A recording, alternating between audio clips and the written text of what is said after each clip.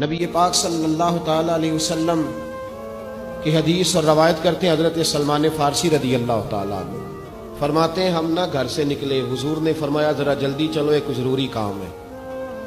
فرماتے ہیں بڑی تیزی کے ساتھ آج روٹین سے ہٹ کر محبوب نے تیز تیز قدم مبارک اٹھائے، تیز تیز، اور فرماتے ہیں ایک گلی ہم نے کراس کی، دوسری گلی میں جو پہنچے تو پھٹے پرانے کپڑے، سادی سی بیوی، اور حالت بتاتی تھی کہ بیچاری کسی غریب گھر کی ہے، وہ سڑک پہ کھڑی تھی اور رو رہی تھی۔ میرے کریم رسول نے فرمایا بلال اسے پوچھو کیا مسئلہ ہے، کیوں روتی ہے؟ تو حضرت سلمان عرض کرتے ہیں میں نے کہا حضور میں پوچھ لیتا ہوں، آپ جائیے، کام بڑا ضروری ہے جو نکلیں، میں معلومات کرتا ہوں۔ تو محبوب نے فرمایا نہیں، اس کے آنسو پوچھنے سے ضروری کوئی کام بھی نہیں، پہلے اس کی داد رسی ہوگی، اسے پہلے پوچھا جائے گا۔ روتے نہیں رہتے لوگ گھروں میں، لوگ گزر نہیں جاتے چپ کر کے، کتنے لوگ تڑپتے، کون احساس کرتا ہے؟ نبی پاک سید عالم صلی اللہ علیہ وسلم رکے اور اس خاتون سے پوچھا کیا بات ہے؟ اس نے کہا کہ بات کوئی بھی نہیں، میرا ایک ہی موٹا سا مسئلہ ہے۔ کہا وہ کیا؟ کہنے لگی میں غریب ہوں۔ میرے رسول پاک سید عالم صلی اللہ تعالی علیہ وآلہ وسلم نے فرمایا پہلے اسے پوچھو کیا مسئلہ ہے۔ وہ کہنے لگی میں غریب ہوں، بوڑھی ہو گئی ہوں، ساری زندگی غلامی میں گزاری ہے، تیل لینے آئی تھی 5 دینار کا، بوتل میں تیل بھروایا ہے، اور اب بوڑھی ہوں نا تو کمر درد کرتی ہے، پیر پیچھے موڑا ہے تو میں گری ہوں، تیل زمین پی گئی ہے، اب زمین تو واپس نہیں کرتی، لیکن واپس جاؤں گی تو ایک یہودی عورت کی ملازمہ ہوں، وہ درے سے مارے گی، کھال ادھیڑ دے گی، میں بڑی پریشان ہوں، اب نہیں مار کھائی جاتی، ہڈیاں بوڑھی ہیں، قربان جاؤں۔ حضرت بلال کو حضور نے حکم دیا، فرمایا دوڑ کے گھر جا 5 دینار لا۔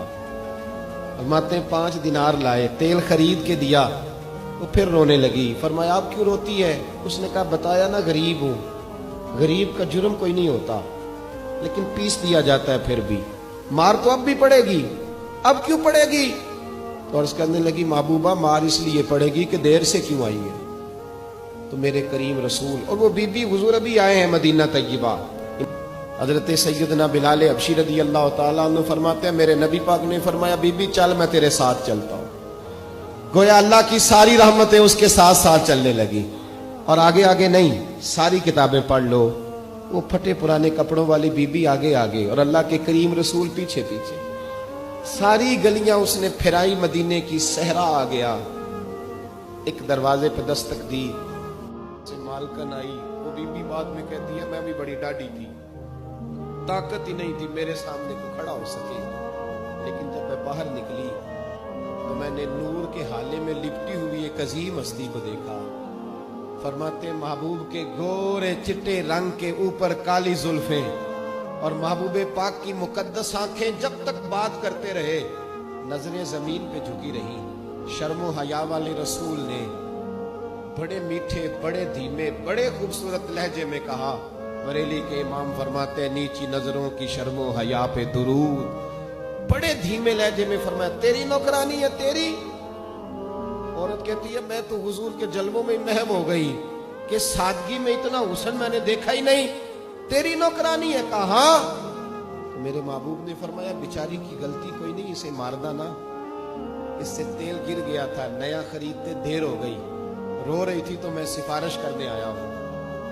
وہ خاتون کہتی ہے کسی کی نہیں مانی تھی، اور محبوب کے جملوں میں تاثیر اتنی تھی، ککھ سواد نہیں مشری اندر، اسا کھنڈا میں چکھ ڈٹھیاں، انہاں ساریاں شیواں نالوں گلاں سجن دیاں مٹھیاں۔ فرماتے ہیں نبی پاک صلی اللہ تعالی علیہ وآلہ وسلم نے فرمایا کچھ نہ کہنا، کہنے لگی نہیں کہتی، میرا وعدہ رہا، کچھ نہیں کہوں گی۔ اب میرے حبیب نے پھر نظر اٹھائی اور اس غریبنی کی طرف دیکھا اور فرمایا تو اگر کہے تو میں جاؤں، تو اگر کہے تو میں خود بھیک دے، خود ہی کہے منگتے کا بھلا ہو، تو اگر کہے تو میں جاؤں۔ اس نے خراج پیش کیا تو چند آنسو گرائے، کہنے لگی محبوبہ جیسے بندہ نوازی۔ حضور نے رخ پھیرا، حضرت بلال کہتے ہیں میں پیچھے رہ گیا تو وہ دونوں بیویاں دوڑ کے میرے پاس آئی، کہنے لگی بتا تو صحیح ہے کون؟ یہ بتا تو صحیح کون تھے؟ تو حضرت بلال کہنے لگی تم نہیں جانتے؟ جناب بلال فرمانے لگے یہی تو ہیں جنہیں اللہ نے سچا رسول بنا کے بھیجا ہے۔